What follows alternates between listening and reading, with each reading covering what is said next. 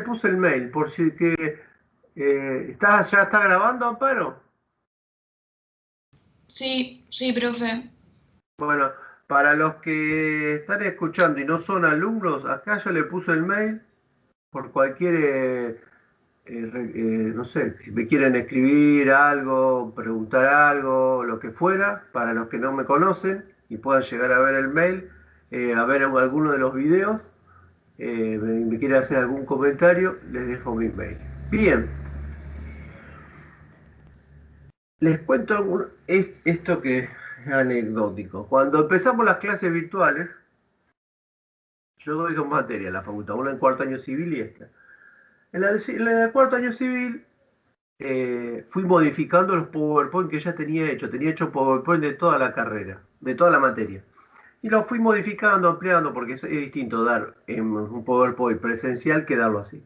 De física tenía algunos PowerPoint, pero los últimos temas. Y yo dije, mira qué mala suerte. Justo tengo los PowerPoint que no voy a dar porque va a ser presencial. Que eran estos últimos temas. Bueno, no pasó eso. También tengo que dar estos temas que eran los que tenía armados. Así que este es un PowerPoint viejo que he modificado y del cual vamos a ver hoy. Bien, bien. Fluido. Nosotros, capítulo 12 del libro, Mecánica de los fluidos. Fluido es un conjunto de partículas que se mantienen unidas entre sí por fuerzas cohesivas débiles y las paredes de un recipiente. El término engloba a los líquidos y a los gases. En el cambio de forma de un fluido, la posición que toman sus moléculas varía ante una fuerza aplicada sobre ellos, pues justamente fluyen. ¿Sí? Nosotros hemos estudiado hasta ahora la mecánica de los sólidos. ¿Sí? Primero vimos el modelo de partícula para la traslación y terminamos la semana pasada de ver el rígido en la rotación. ¿Sí? El cuerpo rígido que nosotros lo considerábamos que no se deformaba. Ahora vamos a estudiar a los fluidos. ¿Sí? Y dentro de los fluidos vamos a estudiar no los gases, sino los líquidos. ¿Cómo lo vamos a estudiar? Dividiéndolo en dos partes. Hoy vamos a empezar con la primera parte, que es la hidrostática de los fluidos. Es decir, el estudio de los fluidos en reposo, en situaciones de equilibrio. Al igual que otras situaciones de equilibrio, esta se basa en la primera y tercera ley de Newton. Y vamos a ver los conceptos claves de densidad, presión y flotación. Hoy vamos a ver eso. ¿Sí? Bien. Después que terminemos con este tema, vamos a seguir con hidrodinámica de los fluidos. La segunda parte de este capítulo, que es el estudio de los fluidos en movimiento. ¿Sí? Es mucho más complejo, de hecho es una de las ramas más complejas de la mecánica. Hay materias en la carrera, ustedes, los chicos que son civiles, los chicos que son mecánicos, tienen una materia que se llama mecánica de los fluidos, ¿sí? Donde la desarrollan en profundidad a lo largo de todo el año. O sea, es un tema en el cual nosotros vamos a hacer una introducción. Una introducción. La mecánica de los fluidos es un tema muy importante para los ingenieros civiles y para los ingenieros químicos. ¿Sí? Esto lo van a usar siempre. Es otra de las aplicaciones que tiene Física 1 para la carrera. Por fortuna podemos analizar muchas situaciones importantes usando modelos idealizados sencillos y los principios que ya conocemos como las leyes de Newton y la conservación de la energía. Nosotros vamos a acotar mucho el estudio en la hidrodinámica porque vamos a trabajar con líquidos ideales, ¿sí? No con líquidos reales. Entonces, cuando el líquido es ideal, hay muchas simplificaciones que vamos a hacer. Pero de eso vamos a hablar cuando veamos la clase que viene o la otra, hidrodinámica. Vamos a empezar ahora con la hidrostática. ¿Sí? Antes de empezar a estudiar la hidrostática, vamos a estudiar algunas propiedades. ¿Sí? Algunas propiedades fundamentales de los fluidos. ¿Qué son? Primero, la densidad, que se define como la masa sobre el volumen. ¿Sí? La masa por unidad de volumen, es decir, el cociente entre una masa y su correspondiente volumen. Esta relación depende de cada sustancia, de cada líquido, y varía con la temperatura como regla general. Todo aumento de la temperatura implica aumento del volumen, por lo que la densidad disminuirá al aumentar aquella. Esto hace necesario fijar las condiciones de temperatura en las cuales se expresa el valor de la densidad. ¿Qué quiere decir esto? Que la densidad de un líquido se modifica con la temperatura, ¿sí? O sea que el líquido tiene una determinada densidad a una determinada temperatura. Si yo modifico esa temperatura, se va a modificar la densidad del cuerpo, ¿sí? ¿Qué unidad tiene la densidad?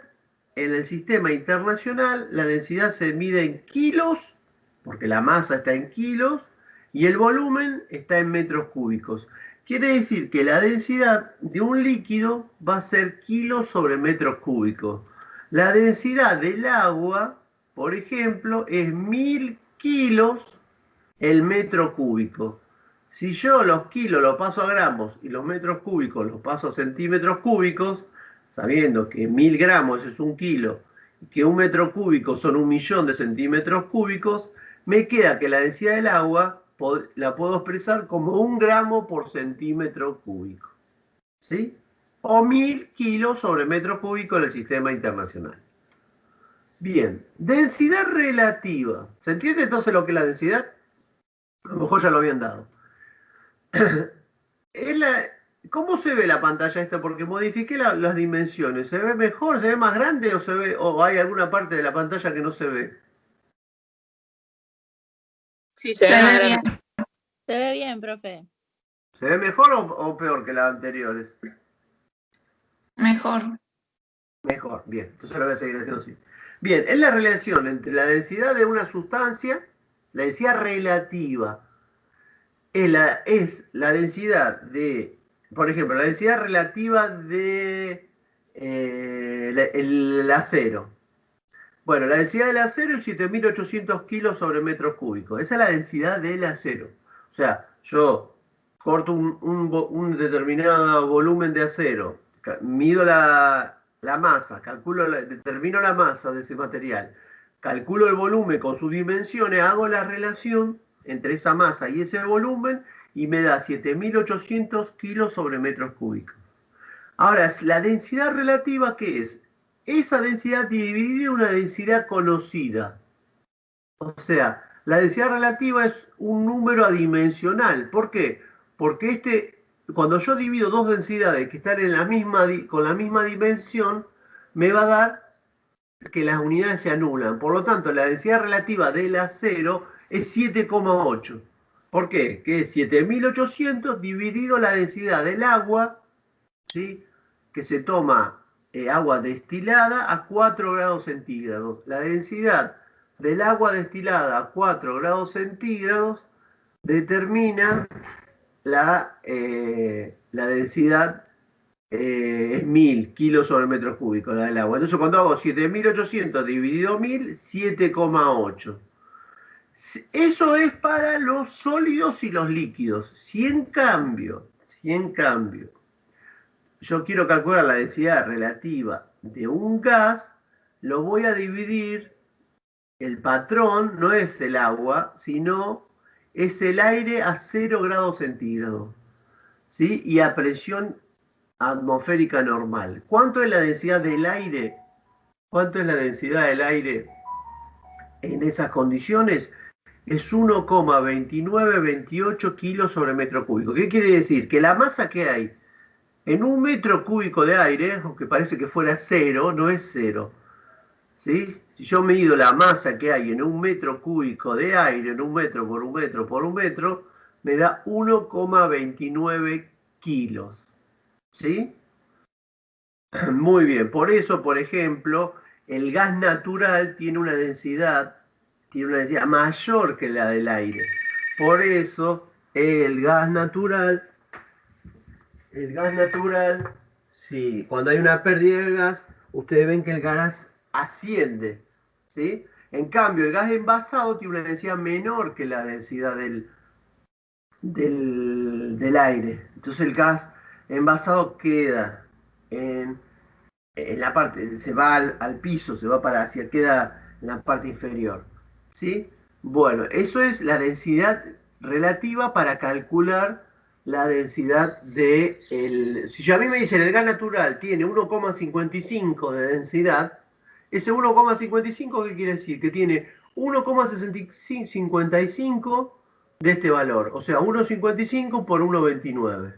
Esa es la densidad del gas natural. Sí, pero si a mí me dicen un número sin unidad, es que me están dando la relativa. A mí me dicen la densidad del hormigón es 2,4 y yo digo, ¿cómo? ¿2,4 qué? 2,4 la densidad del agua. O sea, 2.400 kilos sobre metro cúbico. ¿Se entiende? La densidad relativa no tiene unidades. Sirve para denotar cuántas veces es más pesado o más densa una sustancia con respecto al agua. Bien. ¿Se entiende este concepto? Peso específico. El peso específico, acá en cambio, no es la masa sobre el volumen, sino es el peso sobre el volumen. Nosotros usamos la densidad y no el peso específico, porque el peso específico depende del peso y el peso depende del lugar de la Tierra que yo lo mida. ¿Sí? Depende de la latitud y de la altitud donde lo mida. Varía, no es un valor constante. En cambio, la masa de un cuerpo siempre es la misma. Por eso trabajamos con densidad y no con peso específico. ¿Sí? Bien. Hay una relación entre la densidad y el peso específico. ¿Cuál es la relación? Si yo sé que peso de peso específico, gamma, es peso sobre volumen, y peso es m sobre b, es m por g, peso es m por g sobre volumen, esto, m sobre volumen, es densidad. Quiere decir que el peso específico, si yo tengo la densidad de un cuerpo, lo multiplico por g del lugar y me da el peso específico en ese lugar de ese cuerpo. ¿Sí? O sea que peso específico es peso sobre volumen y densidad por gravedad. Bien. Presión. Presión. Veamos ahora ya los conceptos que tienen que ver con el tema que vamos a ver ahora, que primero vamos a definir presión y después vamos a definir presión hidrostática. La presión es la fuerza por unidad de área. ¿Sí? Presión. Fuerza sobre área. Cociente entre la fuerza ejercida y el área perpendicular sobre la que se ejerce. ¿Sí? Entonces, la presión es la fuerza sobre el área.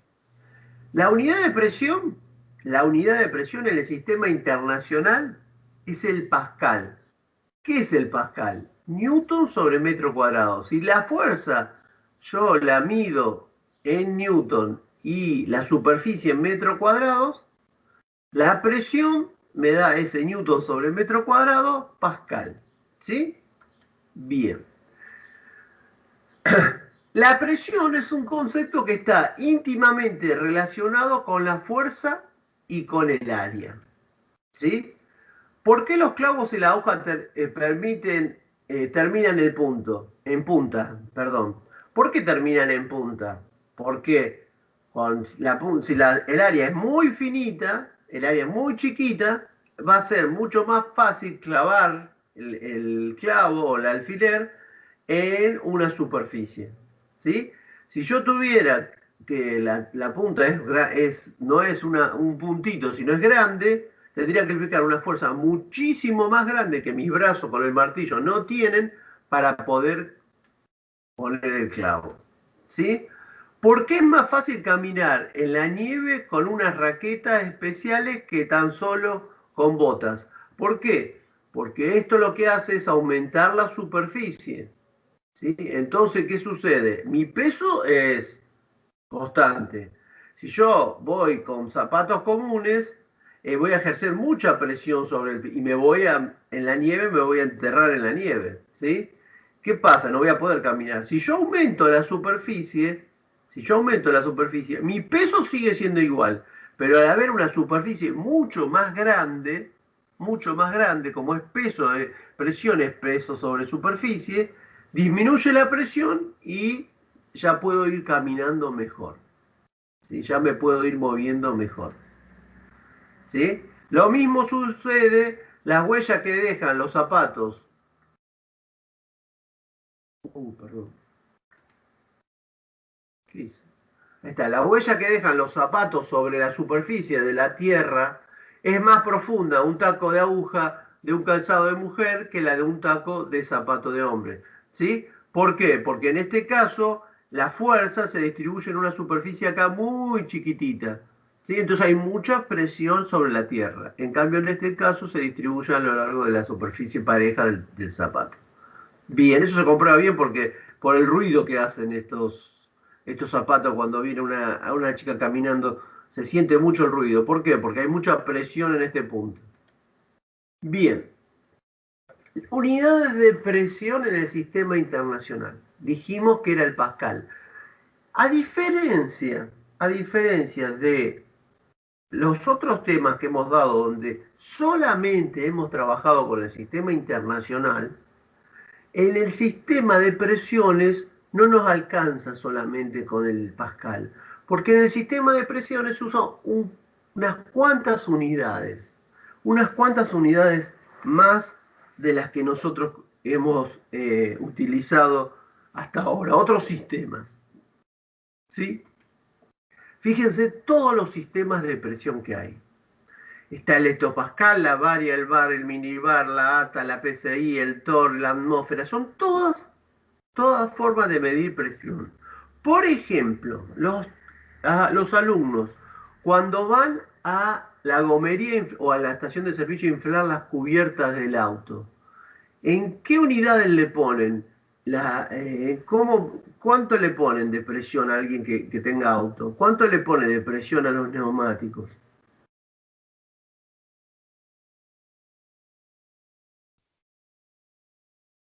Yo le pongo 32. No tengo idea de qué, pero sé que son 32. Ay, te escucho muy bajito. ¿32 me dijiste? Dije que 32, pero no tengo idea de qué. Bien, bueno, ¿sabés qué son? Son PSI. Son estas. Y ahí el error muy común es que el gomero te dice, ¿le pongo 32 libras? Sí, ponele 32 libras. No son 32 libras. Porque libras son unidad de fuerza. ¿Sí? Entonces, como si yo digo, yo voy a hablar a la presión en Newton. ¿Puedo hablar presión en Newton? No, presión en Newton sobre metros cuadrados. Vos le pones 32 libras por pulgada cuadrada. Libra es la fuerza y pulgada cuadrada es la superficie. ¿Sí? Una libra son 4,4482 newton. ¿Sí? Esa es lo que vos podrías, sabiendo esto, que una libra es 4,48 newton y una pulgada es 2,54 centímetros, ¿sí? Al cuadrado lo tendrías que hacer, podrías pasar de PSI, esos 32, a pascales. Lo que pasa es que el medidor de la estación de servicio está en PSI. Entonces, ¿para qué lo vas a pasar si vas a usar PSI como unidad? ¿Sí? Bueno, algunas cuestiones que sí tenemos que saber. Esa mucho no me interesa más que para eso, ¿sí? Saber que la unidad que estoy midiendo no son libras por pulgada cuadrada, ¿sí? Y se le llama PSI. Algunas que a lo mejor le han llamado a ustedes la atención es que en la radio, cuando hablan de la presión atmosférica, que después vamos a ver qué es la presión atmosférica, hay algunas emisoras que dicen, la presión hoy es 1020 hectopascales, ¿sí? 1020 hectopascales la presión. ¿Por qué hectopascales? Bueno, para no decir 100.000 y pico, bueno, lo reducimos con el hectopascal, que equivale a 100 pascales. Pero sigue siendo unidad pascal, sistema internacional. Pero también van a ver que en la otra emisora dice, la presión es 1020 milibares. Milibar, este concepto ténganlo presente, milibares y hectopascales es lo mismo. ¿Sí? Milibares y hectopascales es exactamente igual. En la práctica hay un ejercicio para demostrar esto. ¿Sí? Uno de los primeros problemas de esta guía. Bien, ¿qué es el bar? Es 1.000.000 de varias. ¿Y qué es la varia? Es la unidad del sistema CGS. ¿Se acuerdan que en la secundaria muchos habían dicho el MKS, el CGS y el técnico? Y nosotros el CGS nunca lo nombramos. En el CGS, la unidad de fuerza es la DINA. El CGS es centímetro, gramo y segundo. CGS, centímetro, gramo y segundo. Y la unidad de fuerza es gramo por centímetro sobre segundo al cuadrado. Gramo por centímetro sobre segundo al cuadrado. Eso es DINA. Gramo por centímetro sobre segundo al cuadrado es DINA. DINA sobre centímetro cuadrado me da en varia. ¿Sí? Bueno, 100.000 dinas es un newton. Si yo hago todo ese paso de newton a dina, de metro cuadrado a centímetro cuadrado, ¿sí? Me paso de pascal a varia. Después, si lo paso sabiendo que 1.000.000 de varias es un bar, lo paso a bar. Y después de bar a milibar. Bueno, si hago todo ese lío, demuestro que, y que lo que a mí me interesa que ustedes recuerden es que un milibar es igual a un hectopascal. O sea que cuando la radio dice milibares o hectopascal está diciendo lo mismo. ¿Sí? Bien. Perfecto. Continuemos. Vamos ahora a lo que a nosotros nos interesa. No la presión que ejercemos sobre la superficie de la Tierra o la presión que el clavo ejerce contra la pared, sino la presión hidrostática. ¿Sí? Cuando un fluido está en reposo, pensemos que nosotros estamos estudiando hidrostática, fluidos en reposo. Cuando un fluido está en reposo, ejerce una fuerza perpendicular a la superficie de contacto, pared u otro cuerpo sumergido, aunque el fluido esté en reposo, el fluido está en reposo, ¿por qué ejerce presión sobre los cuerpos, sobre los laterales y sobre el fondo del recipiente donde se encuentra? Porque las moléculas que lo componen están en movimiento, ¿sí? La fuerza se debe a los choques de las moléculas con el entorno, ¿sí? Bien, esas presiones siempre son perpendiculares, son siempre perpendiculares a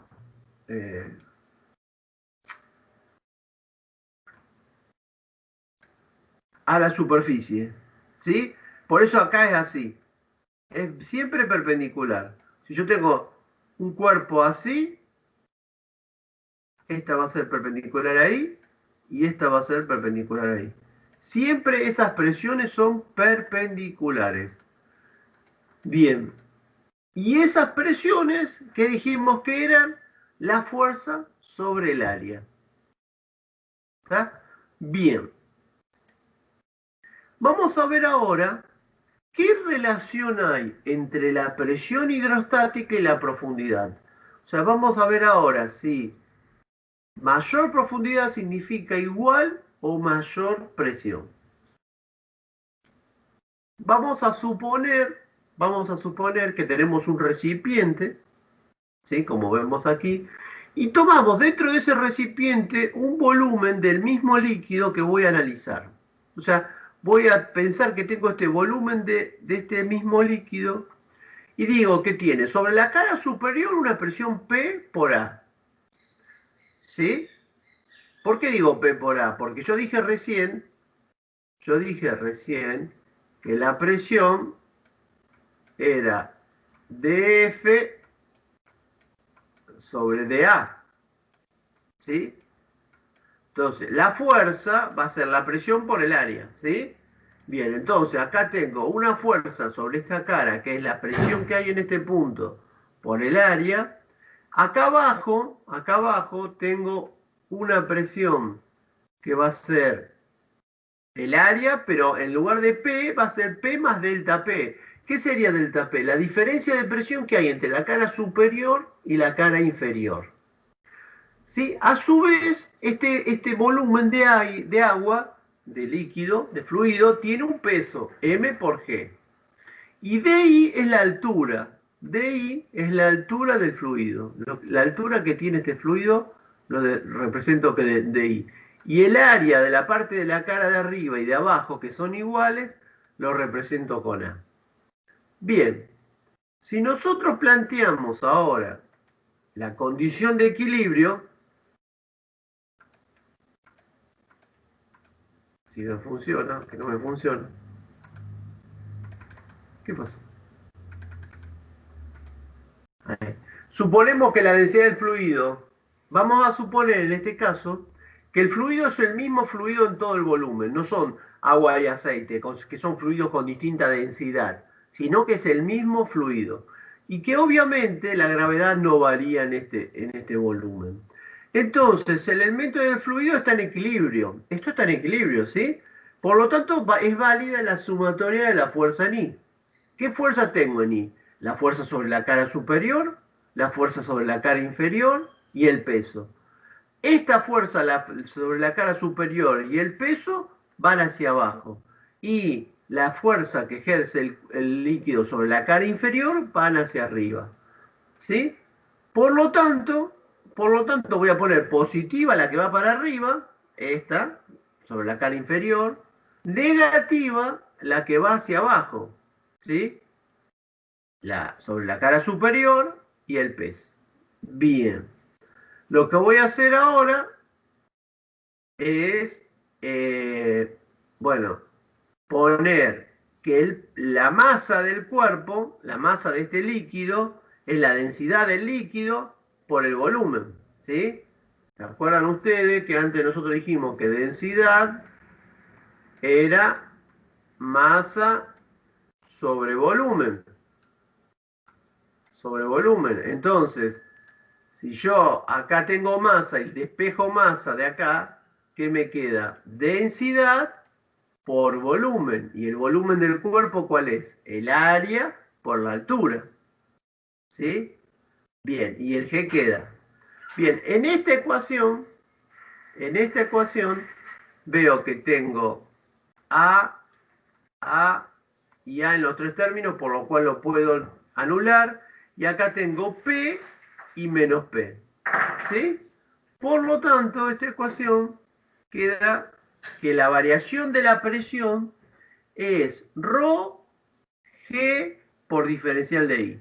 O sea que la variación de presión que hay de este punto a este va a estar dado, va a ser función de la densidad del líquido, de la gravedad, las dos son constantes, no son variables, siempre valen lo mismo, dijimos, lo planteamos acá arriba, y por DI. O sea que mayor profundidad entre el punto superior y el punto inferior significa mayor variación de presión. ¿Sí? Bien. Esta es la ecuación general, esta que tenemos escrita aquí, es la ecuación general que relaciona la variación de la presión con la profundidad. Sí, escucho. ¿Qué sería de I? La altura esta. Diferencial. Sí, lo que pasa es que lo digo en términos de matemáticos, pero pensá que la presión, vamos a suponer que acá yo pongo 1 y 2, y esta altura es I. Entonces, la presión 1 menos la presión 2, ¿eso qué es?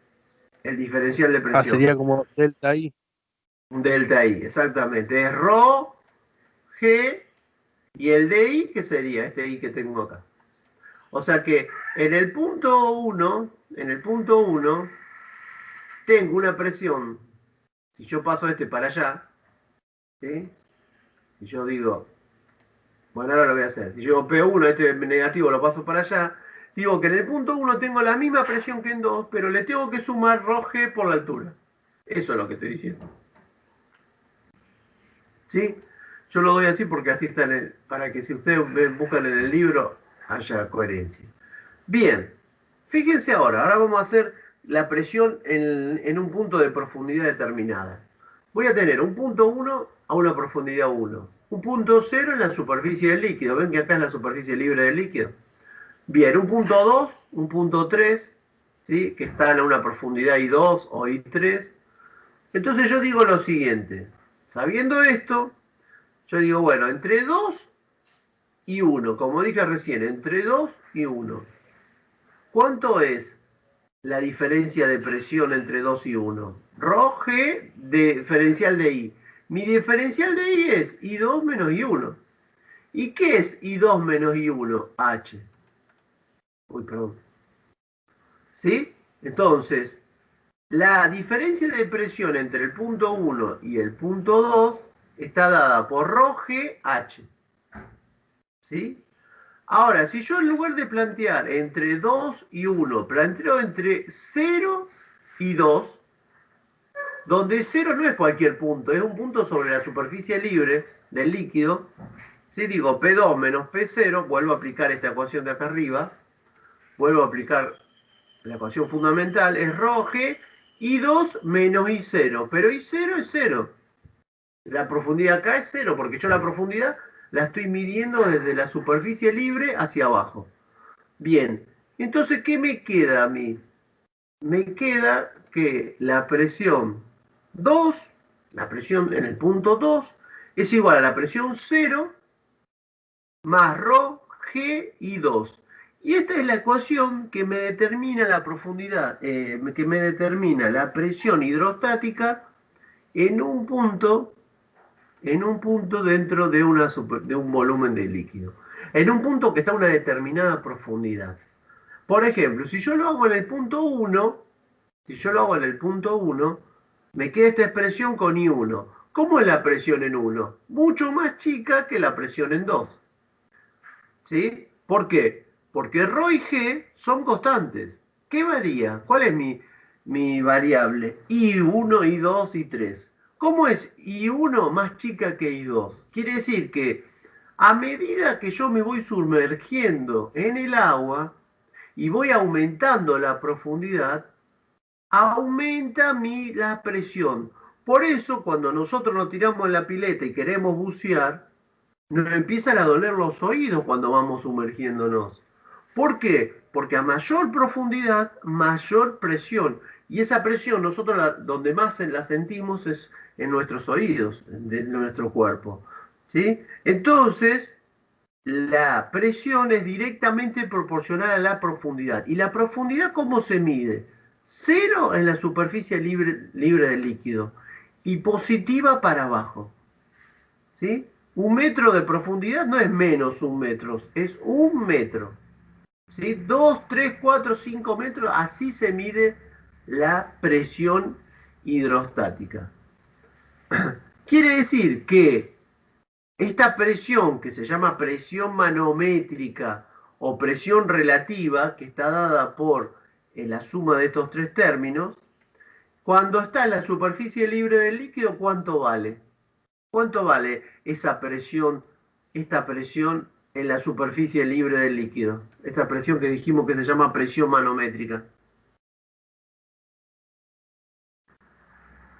¿Qué profundidad tiene la superficie libre del líquido? 0. Por lo tanto, la presión es 0. ¿Sí? Bien, bien. Perfecto. ¿Qué entre 2 y 3? En 2 y 3. ¿Cómo son las presiones en 2 y 3? ¿Son iguales o son distintas? Iguales. Igual. O sea que en todo horizontal, en todo plano horizontal, siempre tengo la misma presión.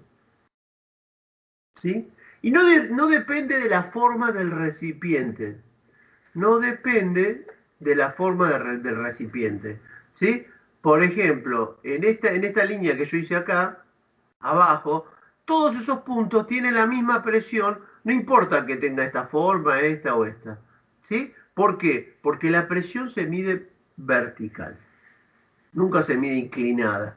¿Sí? Por más que la cañería fuera inclinada, si esto es así, si esto sigue así y esto es así, la cañería es así. Bueno, en este punto tengo la misma presión. ¿Cuánto es la altura? ¿Esta longitud así? No, la vertical. La altura vertical. Y, ¿se entendió entonces cómo determino esa presión? ¿En qué me va a dar esa presión? Esa presión, ¿en qué unidades me daría?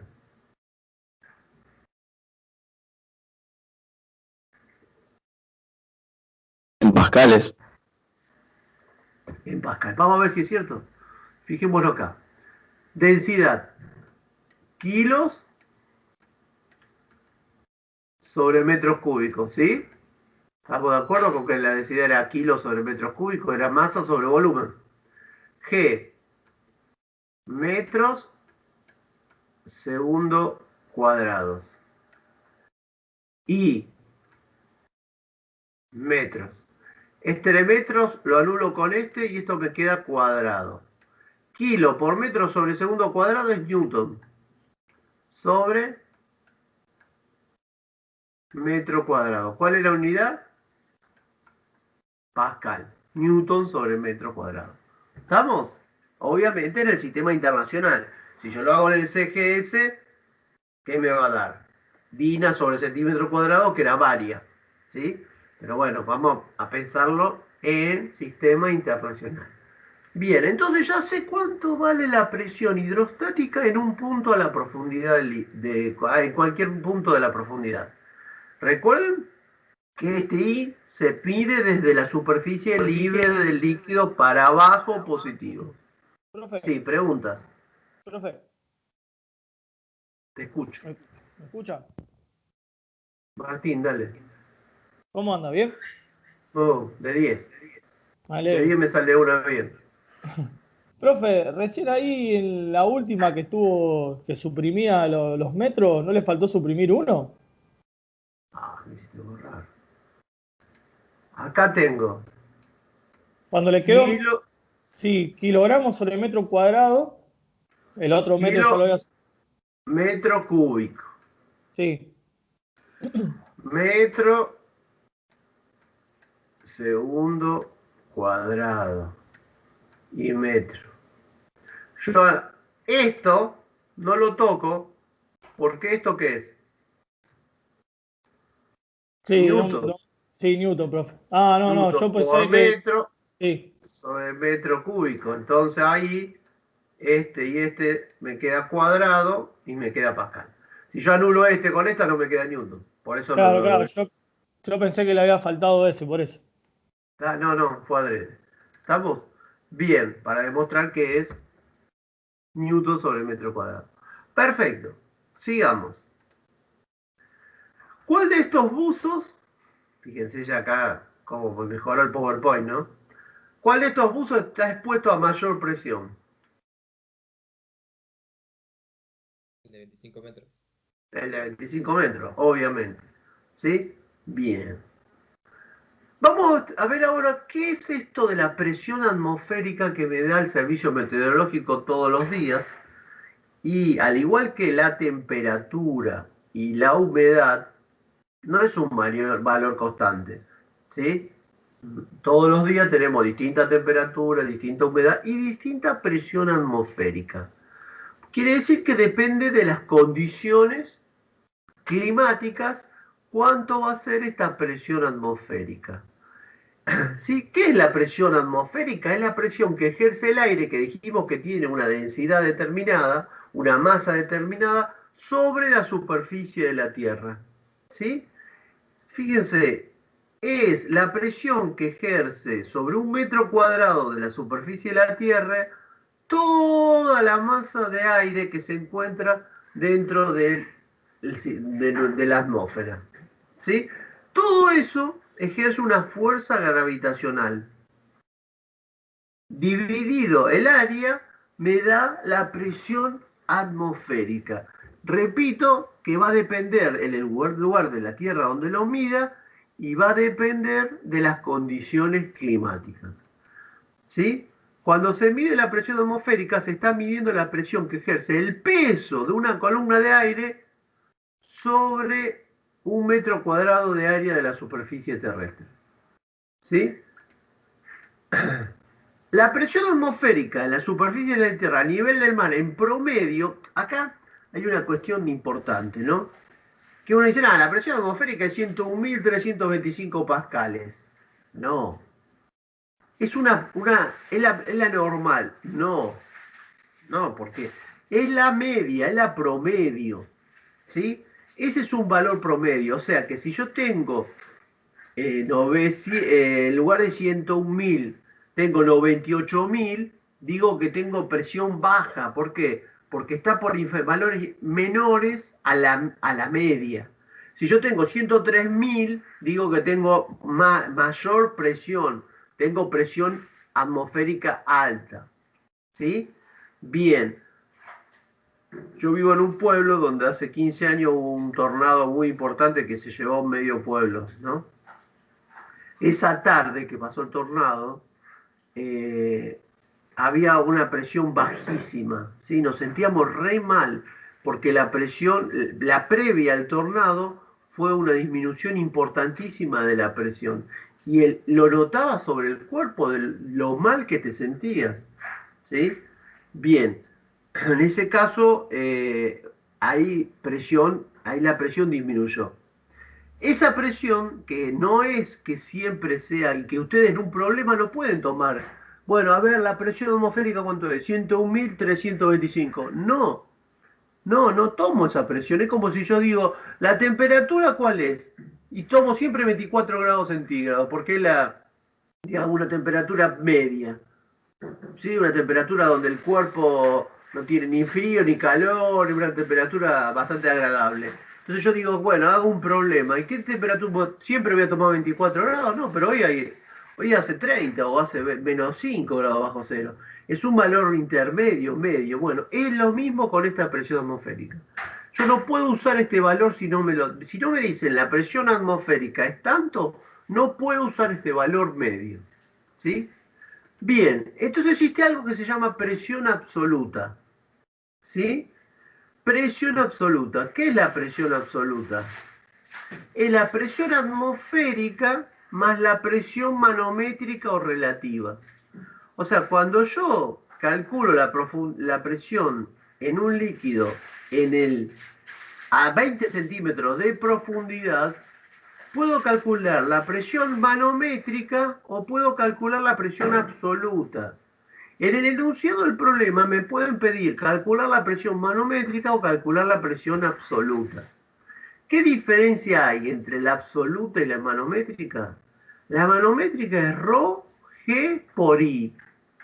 Nada más. La absoluta es sumándole la presión atmosférica que tengo que tener de dato.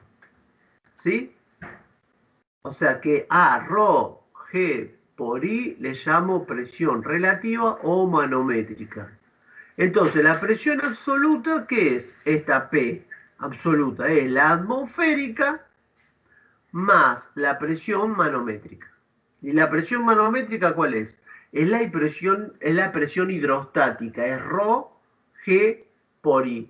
Quiere decir que si yo tengo un recipiente así, que tiene agua hasta acá, en la base de este recipiente que tiene una altura H, tengo ρ, G por H de presión manométrica. Esa es manométrica. Ahora si me dicen la presión absoluta, ¿cuánto es? Le tengo que sumar la atmosférica, que es la que se está ejerciendo sobre la superficie del líquido. La presión atmosférica que tenemos en ese punto. Entonces diferenciemos muy bien qué es absoluta. La absoluta incluye la atmosférica. La manométrica no la incluye. Es sin la atmosférica. Bien. ¿Sí? Tengo una duda. ¿Qué pasa si está cerrado el recipiente? Hay presión que puede ser mayor que la atmosférica. ¿Sí? O sea, si yo tengo esto así, y esto está cerrado, como vos decís, bueno, acá tengo una presión. ¿Que cuánto es?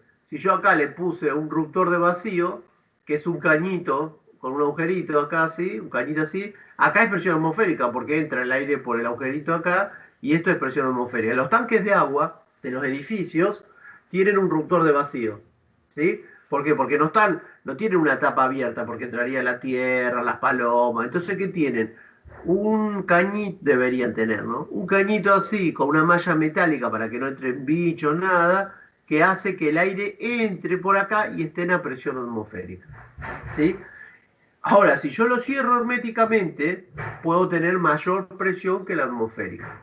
Y a lo mejor para algunos casos me convenga tener mayor presión generándole aumento de presión a partir de algún sistema mecánico, ¿sí? Para aumentar la presión que tiene en este recipiente el líquido.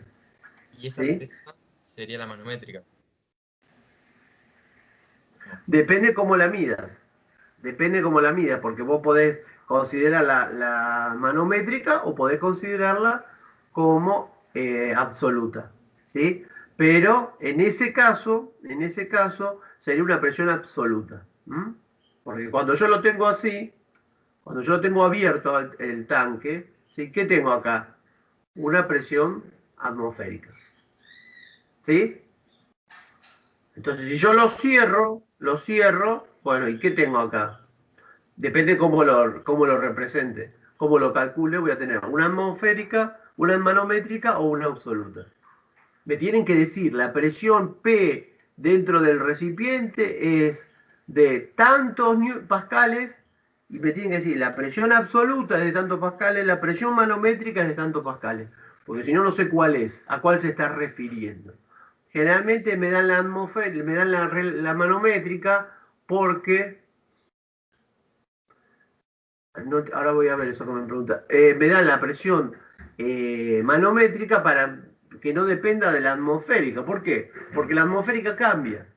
¿Sí? Entonces tengo que ver cuánto es la atmosférica para saber, o saber en el momento que se midió cuánto era la atmosférica. Entonces me dan la manométrica, es más fácil. Porque no estoy dependiendo de la atmosférica, porque la atmosférica no es un valor constante, varía todo el tiempo. No sé qué me preguntó acá el alumno. Vamos a ver. Profe, Sí. pero hay algo que no entiendo. Si vos, vos tenés un recipiente con agua y lo tenés destapado, entonces el aire ejerce una presión atmosférica, pero cuando vos lo tapas y sacás el aire que hay entre el agua y la tapa, ¿quién ejerce presión contra el agua? No, ahí la presión es cero. Ahí la presión manométrica y absoluta es cero. Ahora vamos a ver eso que ya es algo que se inventó para medir la presión atmosférica a partir de ese principio que vos decís. ¿Sí? Si no hay presión es cero. Si yo saco la presión es cero. ¿Sí? Pero es cero la absoluta, ¿eh? Porque no hay ni atmosférica ni manométrica. ¿Se entiende? Porque yo quería ver acá que alguien me hizo una pregunta.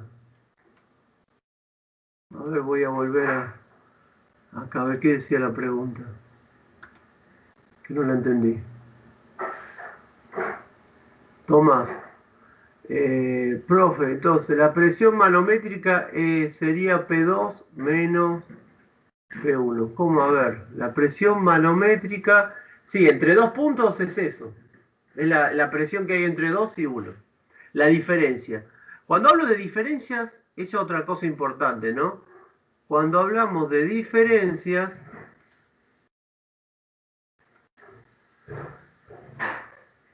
cuando hablo de diferencia, la diferencia no es ni absoluta ni manométrica, porque la diferencia es la misma. ¿Se entiende? A ver, explico lo siguiente. Yo tengo este recipiente ahí.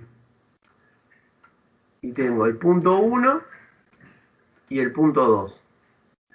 Si yo hago la diferencia absoluta entre 1 y 2, me da lo mismo que si hago la diferencia manométrica entre 1 y 2. ¿Por qué? Porque cuando haga la diferencia absoluta, le voy a estar restando la presión atmosférica acá menos la presión atmosférica acá. Me va a dar lo mismo. Entonces, cuando hay diferencias, no importa, la diferencia no es ni manométrica ni absoluta, es la diferencia y da lo mismo. ¿Se entiende ese concepto? ¿Por qué da lo mismo la diferencia? ¿Sí? ¿Sí? Bien. Sí. Bien. ¿Estamos? Perfecto. Entonces habíamos dicho que la presión absoluta es la presión atmosférica más la presión manométrica o relativa. Bien. Veamos a ver algunas cuestiones que nos van a ayudar a entender. ¿Cómo mido la presión? Bueno, dos medidores de presión vamos a ver. El manómetro y el barómetro de mercurio. Manómetro. ¿Qué es un manómetro? Es un dispositivo como el que mostramos acá. ¿Sí? Bien. En este dispositivo yo quiero medir la presión que hay en este recipiente. Y lo que hago es al recipiente conectarle un tubo en U, y ponerle a ese tubo en U mercurio. Lo que sería lo celestito acá sería mercurio. Después, ¿por qué pongo mercurio? Bien, muy bien. ¿Qué es lo que yo sé? Que la presión es la misma, y esto es un concepto importantísimo para la resolución de problemas. La presión del mismo líquido a la misma profundidad es la misma. ¿Sí? Yo que dije antes, que si tenía un recipiente así, en este punto y en este tengo la misma presión. ¿Por qué? Porque tiene la misma profundidad los dos puntos. ¿Sí? Entonces los dos puntos en el mismo horizontal tienen la misma presión. Ahora, en este punto no hay la misma presión que en este punto. ¿Por qué? En esos dos puntos no habrá la misma presión, y sí lo hay en este punto y en este punto. ¿Por qué? A ver, ¿les parece? ¿Qué les parece? ¿Por qué en esta horizontal las presiones son distintas y acá son iguales? Porque en uno hay líquido y en el otro no. Porque hay distintos fluidos, ¿sí? Acá hay mercurio y acá hay agua, vamos a suponer. Entonces no puedo hacer esa igualdad. Siempre la igualdad la puedo hacer en donde los dos sean el mismo líquido. Por ejemplo, en 1 y 2. La presión en 1 y la presión en 2 son iguales. Entonces yo voy a plantear, la presión en 1, ¿cuánto vale? Vale, la presión que hay en este recipiente, vamos a suponer que esto es aire, lo que hay en este recipiente, y la densidad es muy chiquita, por lo tanto desprecio la altura esta porque es muy pequeña. Entonces digo, bueno, la presión que hay en todo este recipiente es P, y es la que quiero sacar. Pero para llegar a 1 le voy a sumar el ρ de este cuerpo, de que hay acá, este ρ del líquido este, por G por I1. ¿Sí? Por G por I1.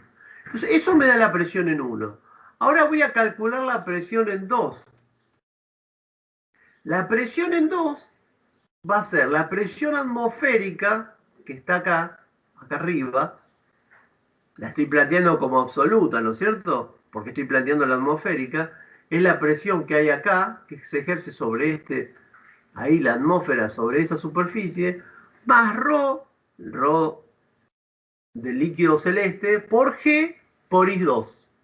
¿Sí? Estoy planteando en términos de presiones absolutas. Bueno, ¿cómo es P1 y P2? Iguales. Entonces los igualo. Igualando P1 y P2 me queda esta expresión. ¿Sí? Bien, si la ordeno un poquito y despejo P, que es lo que quiero calcular, me queda esto. Si saco un factor común, ρ por G, me queda esto. ¿Sí? I2 menos I1. Y I2 menos I1 es H. Por lo tanto, yo midiendo la diferencia de altura que tiene acá y sabiendo la densidad de ¿qué es esto? De este líquido, puedo determinar, y la presión atmosférica, puedo determinar la presión absoluta que hay en este recipiente acá adentro. Bien, si yo no sé la presión atmosférica P0, bueno, podré determinar solamente la presión manométrica que tenga en ese recipiente. ¿Sí? Fíjense que si la presión, si esta columna de izquierda y esta columna derecha y esta columna izquierda se equilibran y quedan a la misma altura y H es 0, ¿qué quiere decir? Que en este recipiente, ¿cómo es la presión? ¿sí? Si H es 0, ¿cómo es la presión? O sea, le conecto el tubo y lo dejo que se equilibre y se quedan a la misma altura los dos tubos.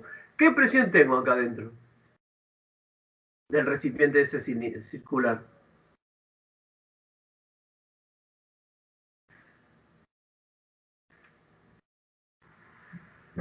¿Me están escuchando?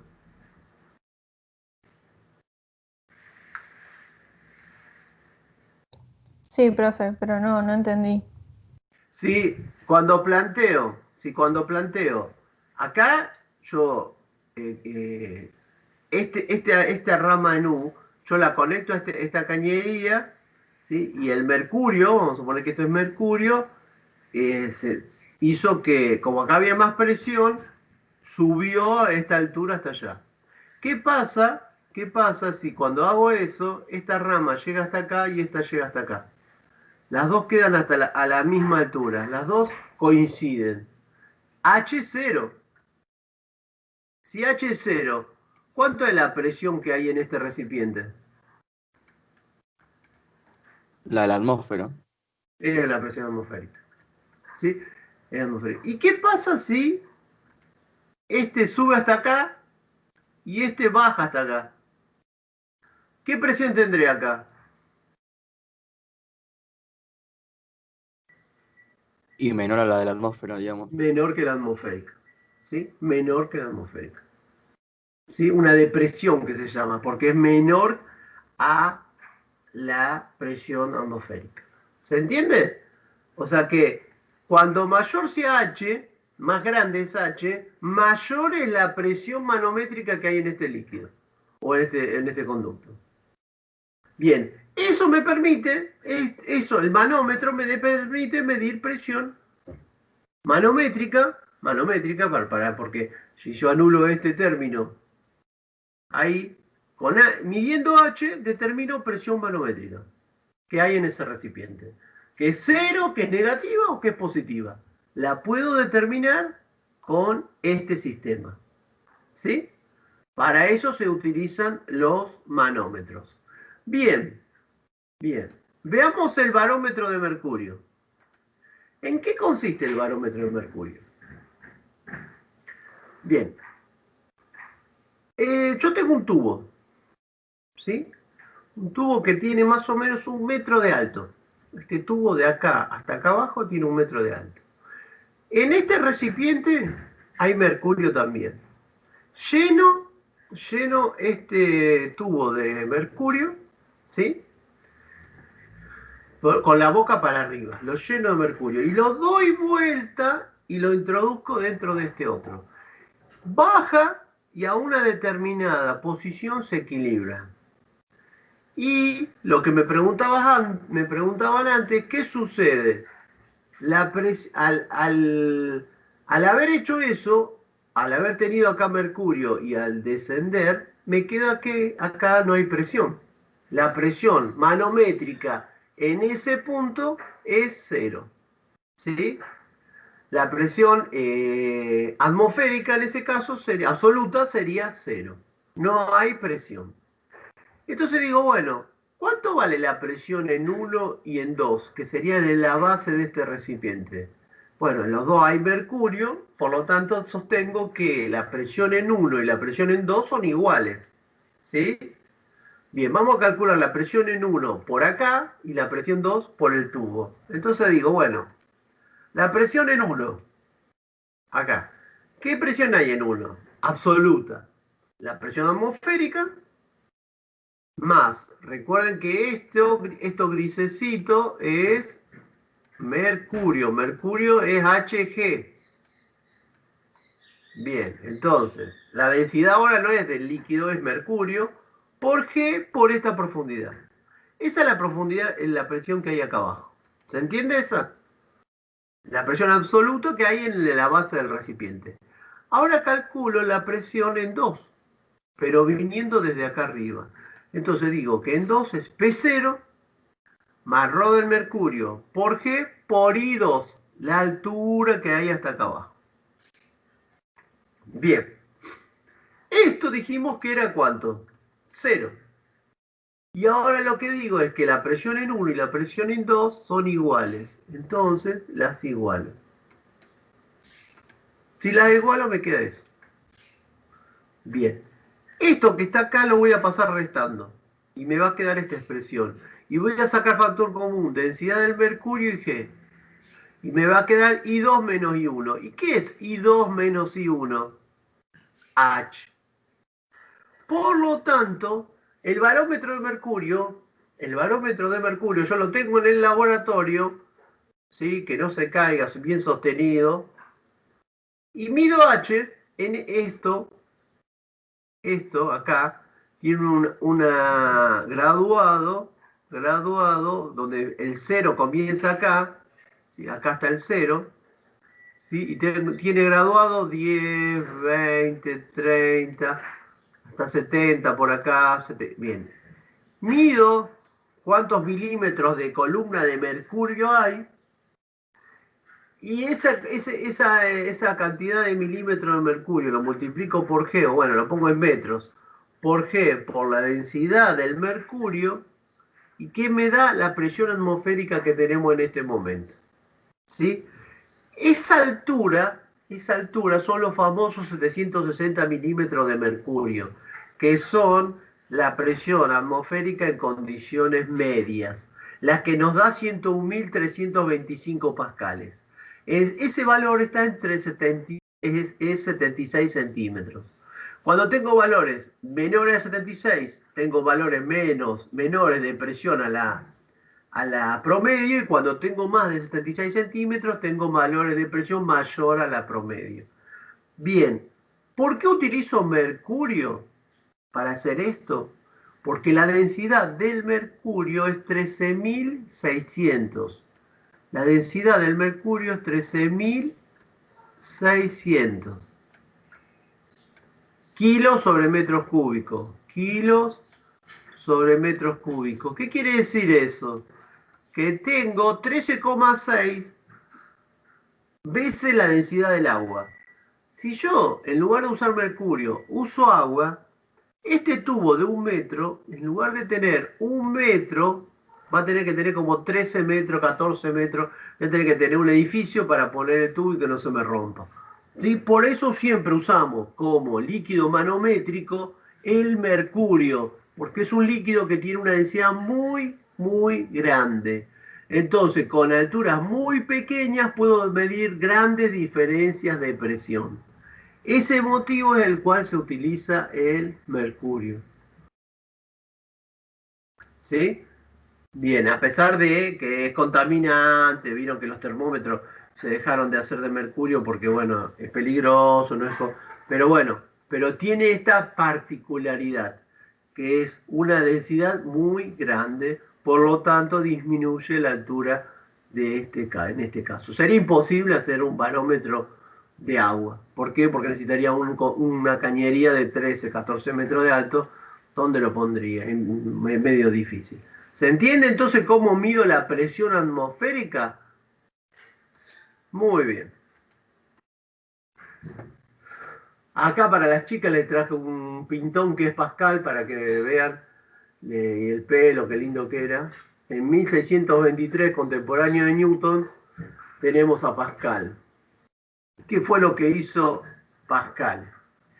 Expresó este principio, el principio de Pascal. Toda presión ejercida sobre un líquido contenido en un recipiente se transmite con igual intensidad a todos los puntos de dicho recipiente. Se transmite la presión con igual intensidad a todos los puntos de dicho recipiente. ¿Sí? O sea, la presión que yo estoy ejerciendo en este punto está ejercida sobre este punto, si yo mido sobre este punto, sobre este, la presión es la misma. ¿Sí? Bien, ¿para qué sirve el principio de Pascal? Por ejemplo, para las prensas hidráulicas. ¿Qué es una prensa hidráulica? Es un sistema que a mí me permite multiplicar las fuerzas. ¿Cómo lo hago? Es un dispositivo que permite multiplicar la fuerza que se requiere en diversas operaciones industriales y técnicas. Si yo aplico una fuerza en un émbolo, ¿qué sería un émbolo? Un cilindro donde tiene aquí arriba otro cilindro de la misma dimensión, de manera que el fluido no salga fluido entre los dos. Aplico una fuerza F1 sobre el área 1, la fuerza se va a transmitir de manera que va a ser la fuerza F2 sobre el área 2. Las presiones que se van a ejercer en este y en este son las mismas. O sea que la F1 sobre la A1 va a ser igual a la F2 sobre la A2. ¿Por qué? Porque las presiones son iguales. ¿Sí? Es la misma presión acá que acá, de acuerdo al principio de Pascal. Entonces yo aplico una fuerza F1, y me despejo la fuerza F1 y me da F2 por A1 sobre A2. Ese A1 sobre A2, cuanto más grande sea esa relación, cuanto mayor sea la relación, cuanto más grande sea A2 con respecto a A1, ese es el factor de multiplicador. Es el factor multiplicador. Si ese valor es 10 veces, el área 2 es 10 veces el área 1, yo le aplico una fuerza de 10 newton y el auto va a subir con una fuerza de 100 newton. ¿Sí? 10 veces. ¿Por qué? Porque vamos a suponer que acá el área 1 es 1, entonces yo digo 10 sobre 1, 10. Acá es 100 sobre 10, 10. Es la misma presión, pero la misma presión al aumentarla el área genera una fuerza mucho más grande. Entonces, haciendo una fuerza pequeña, yo levanto un auto de peso importante. ¿Sí? ¿A través de qué cosa? Del principio de Pascal. ¿Qué ejemplo de prensa hidráulica tenemos? ¿Sí? Por ejemplo, la retroexcavadora, el gato hidráulico, como dijimos recién, el sillón del dentista, los viejos sillones del dentista que le daban el pedal para subir y bajar, es un sistema hidráulico de este tipo. ¿Sí? Bueno, con la jeringa se puede hacer una prensa hidráulica y experimentar. Todos esos son ejemplos de la aplicación del principio de Pascal, donde las presiones son iguales. Las presiones se transmiten en todas las direcciones con el mismo valor. Aprovechándome de esto, es que yo puedo multiplicar las fuerzas. Yo no tengo fuerza para levantar un auto de 2000 kilos. ¿Sí? Con el FIE puedo aplicar una fuerza de 50 kilos. Bueno, si tengo algo que me multiplique por 20, podré levantar el auto de 2000 aplicando una fuerza de 50. ¿Sí? Ese es el principio hidráulico. Los ascensores hidráulicos, ¿sí? Los ascensores son, nosotros conocemos los ascensores eléctricos, ¿sí? Todos lados hay ascensores eléctricos. Bueno, existen los ascensores hidráulicos para 1 o 2 pisos, porque si no el sistema no me lo permite. Bueno, funcionan de esta misma manera. Bien, otro pintón era Arquímedes. Arquímedes, fíjense ustedes, es muy anterior a Newton, a Pascal, es 300, casi 200 años antes de Cristo. ¿Qué dice el principio de Arquímedes? Bien, dice que un cuerpo sumergido, total o parcialmente en un fluido, es empujado hacia arriba por una fuerza igual en magnitud al peso del volumen del fluido que desaloja. A lo mejor ustedes han escuchado la historia de Arquímedes, no sé si la han escuchado alguna vez, ¿sí? ¿Cómo fue que Arquímedes llegó a esta conclusión? Lo voy a hacer medio rápido, pero el rey, sí, lo de la corona, exactamente. Sí, lo leí en un libro de física, que el rey le dice que por una corona, que le habían dicho que era de oro y supuestamente tenía plata. Bien. El principio, no me acuerdo, el principio de flotabilidad, algo de eso. Exactamente. ¿Qué fue lo que el rey a un orfebre le encarga una corona? Y le da una cantidad de de oro y de otro material para que le hiciera la corona. Le trae la corona y al rey le parece que esa corona no tenía el oro que le había dado, que el orfebre le había agregado más material del más barato y le había sacado oro más que era más caro. Entonces lo llama Arquímedes y le plantea que necesita una solución para saber si el orfebre lo había engañado o no. Si él no encontraba una solución que satisficiera al rey, lo mataba a Arquímedes. Y si descubría Arquímedes con lo que le presentaba que el orfebre lo había engañado, lo mataba al orfebre. O sea, la única posibilidad de que se salvaran los dos es que Arquímedes demostrara que la cantidad de oro era la que correspondía. En realidad nunca se supo si tenía la corona la cantidad de oro que decía. ¿Por qué? Porque lo que quedó en la historia fue este principio donde imagínense que a vos te digan, mira, tenés 2 semanas para determinar tal cosa y si no lo tenés, si no me traes la solución, te mato. Estrés al 100% significó. Entonces Arquímedes empezó a pensar, era físico, matemático, era uno de los más reconocidos en ese momento, era un muchacho joven y no encontraba la solución. Realmente no, porque si él lo pesaba, sacaba el peso del total coincidía con el peso de la corona, pero bueno, podía ser porque lo había hecho, le había puesto el mismo peso sabiendo que podían pesarlo, pero eso no significaba que tenía el oro que decía. Entonces, un día se estaba dando un baño se introduce él en el baño en esos baños que se hacían, que es como una bañera, y se introduce en la bañera para darse un baño, y cuando se introduce se da cuenta del principio, y la anécdota que hay es que sale desnudo corriendo por las calles de Siracusa, que era donde él vivía, desnudo, y gritando eureka, eureka, que significa eureka significa lo encontré. De la emoción de haber hecho el descubrimiento ni se acordó que estaba desnudo y salió desnudo a festejar.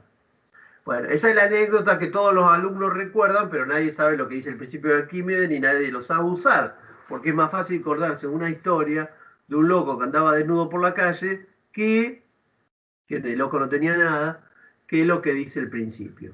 ¿Qué sucede? Cuando él se sumerge en la bañera, ve que desaloja un volumen de líquido. Y ahí es donde establece el principio, que dice que todo cuerpo sumergido, parcial o totalmente, en un volumen de líquido, recibe un empuje de abajo hacia arriba, igual al peso del volumen desalojado. Y para eso lo vamos a demostrar de esta manera. ¿Qué es lo que tenemos nosotros? Tenemos un cuerpo sumergido totalmente en este caso. El principio es válido para si está sumergido totalmente o parcialmente. En este caso el cuerpo está sumergido totalmente. La cara superior, que tiene un área A, está a una profundidad I1. Y la cara inferior, que está a una profundidad I2. Las dos caras superiores son iguales a A. ¿Qué fuerzas actúan en este caso? La fuerza sobre la cara superior y la fuerza sobre la cara inferior. ¿Cuánto vale la fuerza sobre la cara superior? Bueno, la fuerza vale, por lo que dijimos hoy, el área por la presión. ¿Ven acá? El área A por la presión 1. ¿Cuánto vale la presión 1? Vale, presión absoluta, ¿no? Vale, la atmosférica más la densidad del líquido, que lo considero constante, G, que la considero constante, por I1. Eso es P1 por A. Bien. ¿Cuánto vale la fuerza F2? La presión 2 por el área.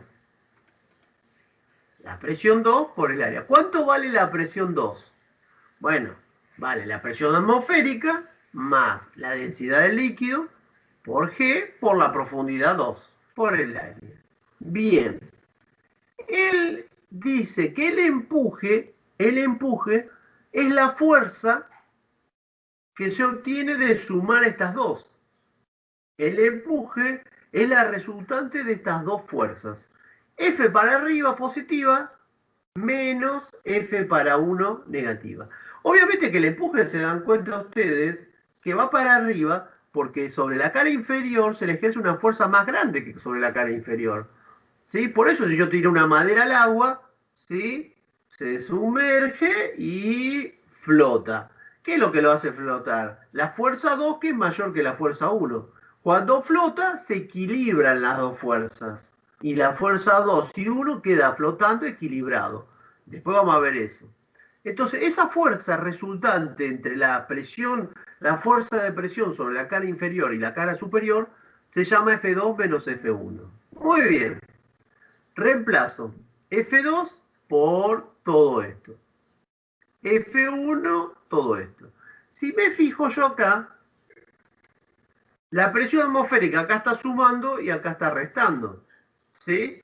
Por lo tanto, la podría anular. Y la expresión me va a quedar de esta manera.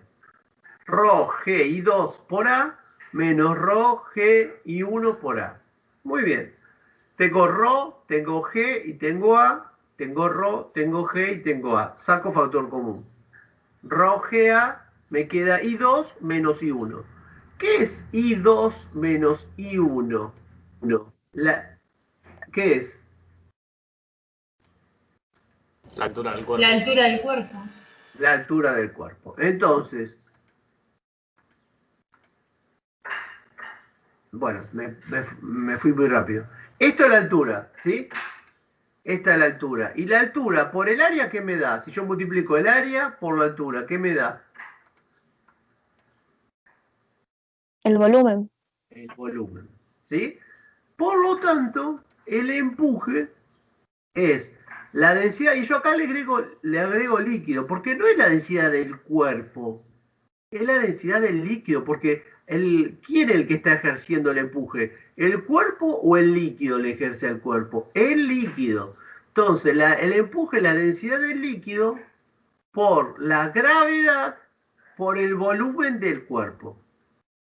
Y eso es lo que estableció que esto significa que el cuerpo sumergido en un fluido parecerá más liviano que en el vacío, en una cantidad igual al valor del empuje ejercido por el fluido. Después vamos a ver el peso aparente. ¿Sí? Entonces, ¿el empuje qué es? El peso del volumen de líquido desalojado. ¿Cómo determino el empuje? ¿Cómo determino el empuje que se ejerce sobre un líquido, sobre un cuerpo que está sumergido?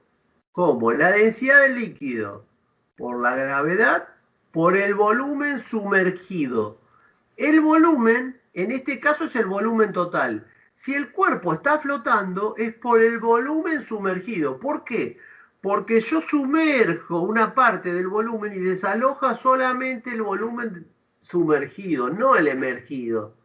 A ver, este es el cuerpo. El cuerpo está flotando. Si yo este cuerpo, ¿sí? Si yo este cuerpo lo meto acá, ¿qué va a desalojar? ¿Qué volumen va a desalojar? ¿Todo el cuerpo o lo sumergido solamente?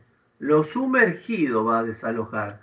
Por lo tanto, acá es el volumen total si el cuerpo está todo sumergido. Si no, es el volumen sumergido.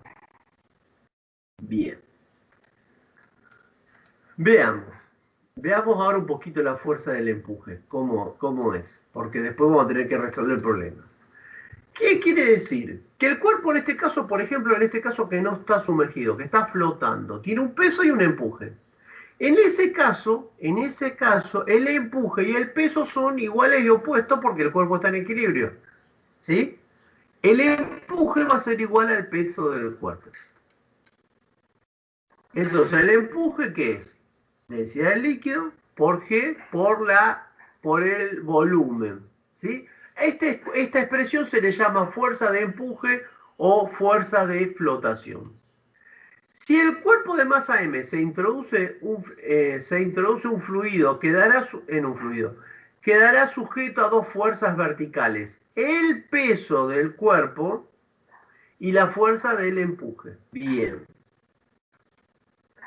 Pueden ocurrir tres cosas, ¿Cuáles son esas tres cosas? Que el peso del cuerpo sea de mayor que la fuerza de, que sea mayor que la fuerza de empuje. Si yo tiro una moneda al agua, ¿qué le pasa a la moneda en el agua?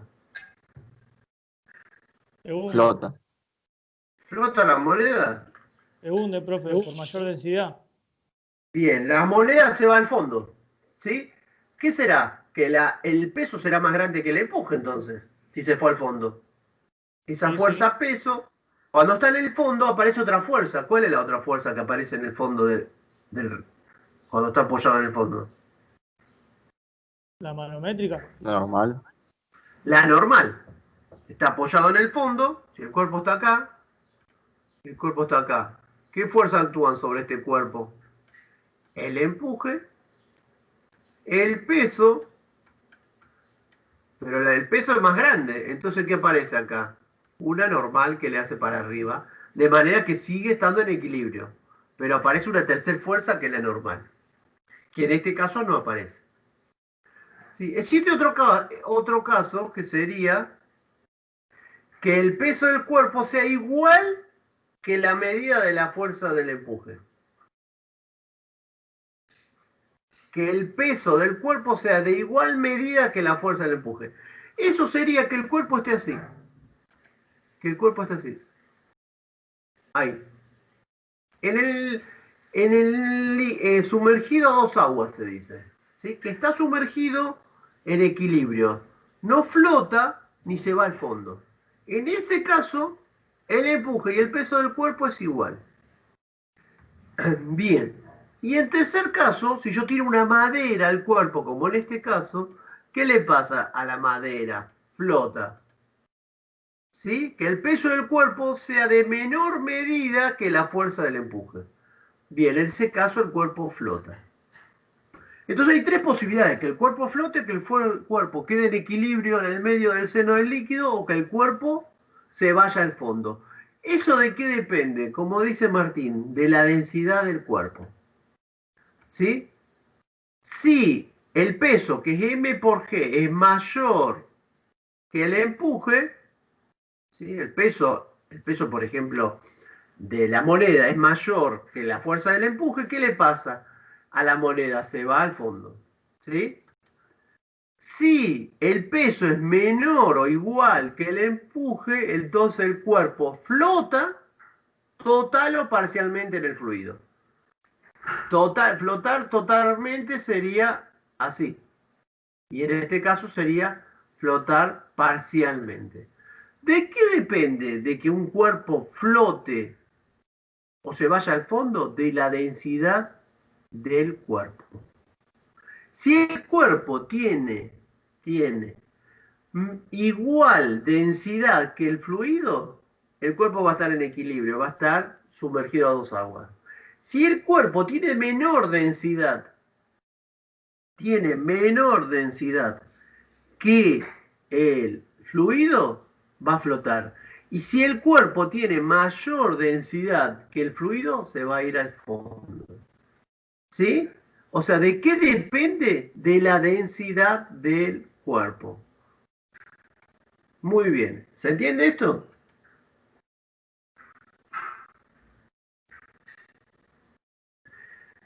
Por ejemplo, ¿alguien alguna vez le tocó limpiar una pileta de natación? Pero no la pelo pincho que le saco el corchito y le saco el agua. Una pileta con bomba, una pileta más grande. ¿Alguien alguna vez tuvo la oportunidad tiene pileta y tuvo que limpiarla?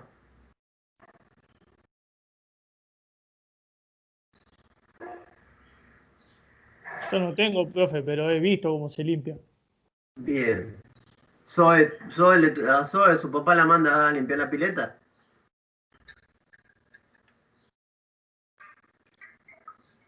Bien. ¿Cómo se hace la limpieza de la pileta? Hay dos maneras de limpiar la pileta. Una es pasar el barrefondo. ¿Qué es el barrefondo? Bien, ¿qué es el barrefondo? Exactamente, poner la bomba con un cepillo y una manguera, ¿sí? Entonces yo pongo la manguera en el fondo y todas las partículas que se fueron al fondo las saco pasando por toda la superficie de la pileta. Entonces yo paso el barrefondo que tiene una ruedita, lo voy moviendo, pasando, y saca de la pileta toda el agua con esa mugre que quedó en el fondo. En el caso de las piletas, ese agua no va al filtro, ese agua se saca de la pileta, porque es muy sucia. Entonces yo le paso todo el barrefondo, me baja el nivel de la pileta, después le tengo que agregar agua para llegar a otra vez al nivel. Entonces saqué todas las partículas que son más pesadas que la del agua, que la densidad del agua. Todas las partículas que tienen mayor densidad. Yo tengo una moneda al fondo, ¿sí? Mi perrito que juega con los huesitos, se le caen a la pileta, al fondo. Bien, eso lo barre el barrefondo. O también existen ahora unos robots que en lugar de sacar el agua, tiene una canasta donde junta dentro de la canasta toda la mugre. Bien, eso funciona así. El robot o el barrefondo limpian las partículas que se fueron abajo de la pileta. Pero hay otras partículas que quedan suspendidas, que quedan en la superficie. Las hojitas y esas cosas livianitas quedan en la superficie. Las piletas tienen un skimmer, ¿sí? ¿Qué es un skimmer? Tienen acá un recipiente de manera que acá chupan el agua. De este lado tiene un chorro que hace como olas a la pileta. Y de este lado pongo la bomba de la pileta que succiona el agua. Entonces toda el agua, todas las hojitas que están por acá, se empiezan a venir hasta el skimmer y quedan en un canastito que hay acá. Entonces yo saco el canasto con las hojas, dejé el skimmer 2 horas, ahí es más fácil, porque el skimmer yo poniendo la bomba y me voy, y lo hace automático. En cambio, el barrefondo lo tengo que pasar yo. Bien. Entonces, limpié las partículas que estaban en la superficie, que tenían menor densidad que el agua, y las que estaban en el fondo. ¿Qué pasa con las partículas que están acá? Bueno, hay dos maneras de eliminar esa. Vaciar la pileta, que no es lo aconsejable, porque si una pileta grande después no me puedo bañar, porque hasta que la vacío. Y otra, lo que se hace es poner un líquido, que lo que hace ese líquido es hacer sedimentar esas partículas. ¿Sí? Unos líquidos que se llaman clarificantes, que lo que hacen es aumentar esas partículas que están en equilibrio, digamos, hacerlas que sedimenten. ¿Sí? Por eso el agua se clarifica, porque todas esas partículas que estaban en el interior se fueron al fondo. Yo después paso al barrefondo y todas esas las eliminé. De esa manera limpio una pileta de natación. ¿Sí? O sea que limpio el fondo, limpio la superficie y las que están en suspensión las hago que decanten. ¿Sí? Se llama clarificante o decantador a esos productos que se le echan que hacen que esas partículas se vayan al fondo. Bien. Profe. Sí. Sí, eso es lo que le iba a decir. Es raro que encontrar partículas mucho más pesadas en el fondo del agua. Salvo una moneda, una piedra, algo de eso, pero después lo demás es partículas. No, sí, no. Tenés cualquier cantidad. Cada 2 o 3 días tenés que pasar el barrefondo. Se llena de mugre. Pero si tienes mugre en el inferior de la pileta, cuando vos pones el barrefondo, esa mugre, por ejemplo, a mí me pasa que cuando paso rápido el barrefondo, la mugre se queda en el agua, como que se mezcla. Claro, lo tengo que pasar despacito porque si yo la muevo, no la saco.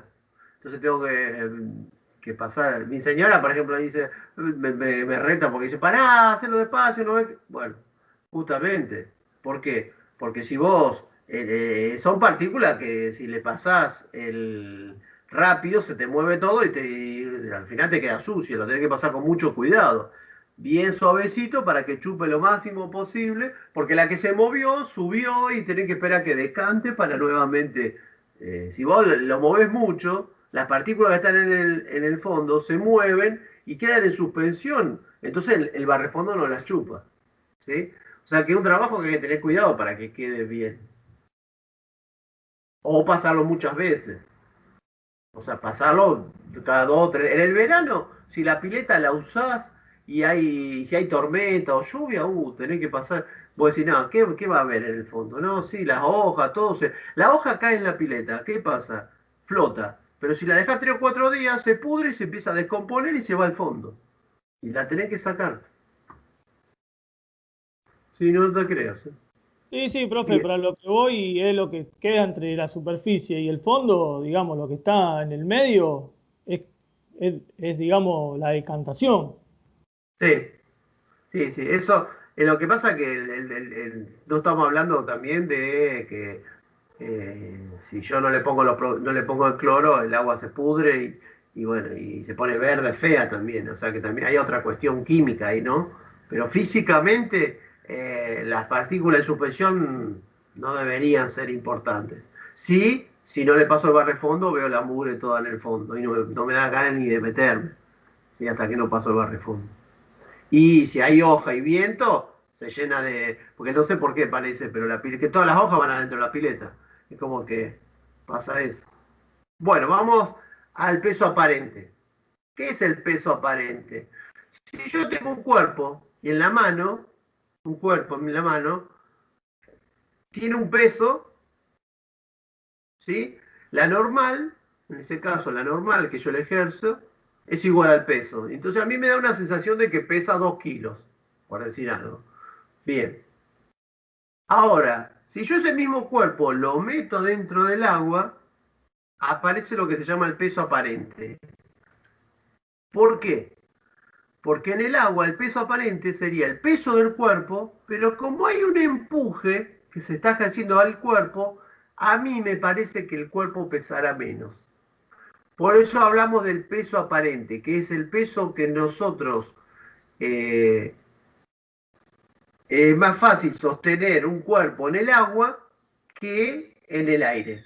¿Por qué? Porque el empuje, la densidad del agua es como 1000 veces la densidad del aire, entonces el empuje que ejerce el aire es muy, muy chiquito comparado con el empuje que ejerce el agua. Porque cuando nosotros tenemos un cuerpo en la mano, decimos, qué fuerzas actúan en este caso? El peso y la normal. Pero en realidad también hay un empuje que ejerce el aire sobre el cuerpo. Y lo despreciamos. ¿Por qué lo despreciamos el empuje a esa fuerza que nunca la hemos tenido en cuenta? Porque la densidad del aire es 1,29 kilos el metro cúbico. O sea, si es muy poquita esa densidad, la puedo despreciar porque ese empuje que le ejerce el aire es muy pequeño, ¿sí? Entonces lo desprecio. Ahora, cuando yo el cuerpo lo tengo en el agua y cambié el fluido, y el fluido que cambié, en lugar de tener una densidad de 1,3, tengo una densidad de 1000, ya noto muy bien que el cuerpo es más liviano. Ahí sí noto que el cuerpo era mucho más liviano. Hagan esa prueba, tomen un cuerpo, ténganlo en la mano y después ténganlo abajo del agua. Y van a ver que les parece muchísimo más liviano. ¿Por qué parece mucho más liviano? Por el empuje que se está ejerciendo. ¿Sí? Bien. ¿Por qué los globos de los cumpleaños se llenan con helio? ¿Sí? Y el globo del cumpleaños, ¿vieron los globos que si le corto el hilo se me van a la atmósfera? ¿Por qué? Porque el globo está dentro de un fluido que es el aire. ¿Sí? Si yo lo lleno el globo lo lleno con una densidad menor que la del aire, ¿qué va a hacer? El empuje que le va a ejercer el aire va a hacer que la resultante sea para arriba. Por eso los globos de los cumpleaños se llenan con helio. Cuando estamos sumergidos en agua nos sentimos más livianos. Uno mismo se siente más liviano. Las cosas que, ¿por qué me siento más liviano en el agua? Por el empuje que recibo de abajo hacia arriba. Las cosas que tomamos bajo el agua también las sentimos más livianas. Bien. Lo anterior ocurre porque el peso que sentimos no es el peso gravitacional, es el peso aparente, ¿sí? La normal, ahí si yo hago el diagrama de cuerpo libre, mi mano abajo del agua, el cuerpo, tengo el peso, la normal y el empuje. Entonces, como lo que yo siento es la normal es menos que el peso, no es igual al peso. Por lo tanto, me parece que el cuerpo fuera más liviano. Un globo aerostático se eleva porque la fuerza de empuje que le afecta es mayor que el peso gravitacional. ¿Sí? Por eso el globo es tan grande. ¿Sí? Y con el fluido que tiene dentro de la masa de ese globo es mucho menor que la del aire, entonces el empuje es mayor que el peso. Entonces, cuando quieren descender, desinflan un poco el globo y bueno, se equilibra y baja. Y así es como sube y baja el globo. Bien. ¿Por qué flotan los barcos si los barcos son de acero? ¿Por qué flota el barco si el barco es de acero? Y el acero tiene mayor densidad que el agua. Que tiene aire, profe. ¿Por qué no es la densidad del acero? Es la densidad de toda la masa del barco. Como dicen, en ese barco hay aire, entonces yo agarro el barco y le calculo la densidad al barco, me voy a dar cuenta que el barco tiene una densidad menor que la del agua. Los barcos de carga, los barcos que llevan cereal, tienen dos líneas de flotación, ¿sí? Se diseñan para dos líneas de flotación. Una línea de flotación es cuando no tiene carga, ¿sí? Y otra línea de flotación, más abajo, cuando tiene la carga máxima. Entonces, deben diseñar los motores y la estabilidad del barco para las dos condiciones, para que esté cargado por completo y que pueda navegar a una determinada velocidad de diseño, y también tiene que estar preparado para que si no tiene carga no se vuelque, no sea demasiado liviano que una ola lo vuelque. Entonces, eso hace que la carga que pueda llevar un barco está determinada por esas dos condiciones de estabilidad del barco. Entonces el barco tiene dos líneas de flotación, que vos cuando los ves los barcos que están descargados ves como esas marcas, ¿sí? Porque está más arriba y después desciende. Eso no es mucho, son varios metros, son una cierta cantidad de centímetros, pero eso le permite llevar toneladas y toneladas de carga, ¿sí? Bien. Un cuerpo de menor densidad del agua siempre flotará. En este caso se verificará que la fuerza de empuje es mayor o igual que el peso gravitacional del cuerpo. Sí, siempre va a flotar. La densidad promedio del barco, esto es lo que interesa, y es menor que la del agua. Bien. Y el volumen del barco no incluye solo el metal, también incluye el aire en su interior, como dice Martín. Bien. ¿Y el submarino? ¿Cómo hace el submarino para flotar y sumergirse?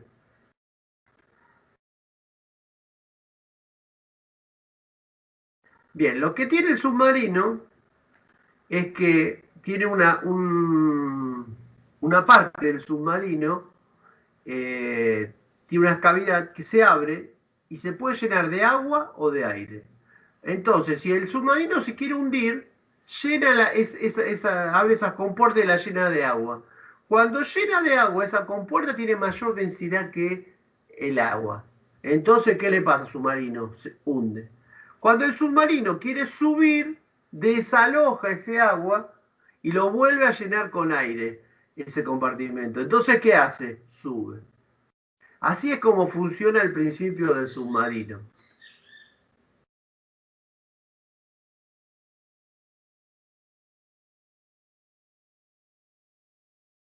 ¿Estamos?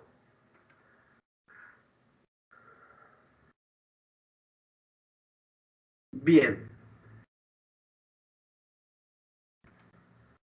Y por último, ¿cómo nadan los peces? ¿Cómo hacen los peces para subir y bajar? Bueno, porque hacen el mismo efecto que un submarino con las vejigas, ¿sí? Llenando de agua las vejigas que ellos tienen, aumentan su densidad y pueden bajar. Y después, expulsando ese agua, pueden subir. De esa misma manera genero el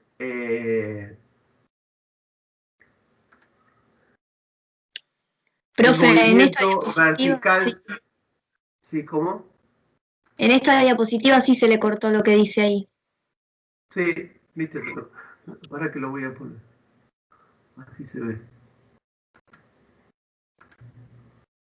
Ahí está. En condiciones normales. Ah, no, para ustedes no lo están viendo. Para.